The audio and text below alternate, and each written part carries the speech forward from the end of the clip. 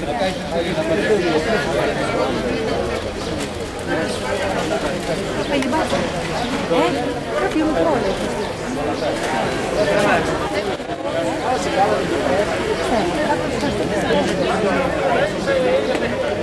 απεργίες γίνονται, δεν θέλουμε αυξήσεις στους μισθούς μας, ούτε τα δώρα μας, ούτε τίποτα. Θέλουμε φτηνό ρεύμα, να μπορεί να το πληρώνει ο ελληνικός λαός και να αναρωτηθεί όλος ο ελληνικός λαός τι είναι μικρή ΔΕΗ. Μόνο αυτό, αν βάλει στο μυαλό να καταλάβετε τι είναι μικρή ΔΕΗ και για πόσα χρήματα θέλουν να τη χαρίσουν, όχι να την πουλήσουν, να τη χαρίσουν. Λοιπόν, είμαστε στον αγώνα, είμαστε απεργοί, είμαστε έτοιμοι αν πάρουμε εντολή να βγάλουμε μονάδες έξω.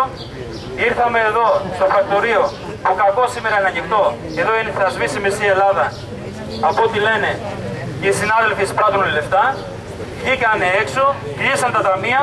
Ο κόσμος μετά την κατάληψη δεν έχει κανένα πρόβλημα. Όποια μέρα άλλη θέλει θα έρθει να πληρώσει το ρεύμα του. Κανένα πρόβλημα. Και όχι χωρίς ρεύμα συμπολίτες μας. Όχι χωρίς ρεύμα. Κοινωνικό αγαθό. Λοιπόν, αυτά όλοι μαζί εδώ να συμπερασταθούμε και να μην περάσουν αυτά που θέλουν να περάσουν οι συγκυβερνήσεις.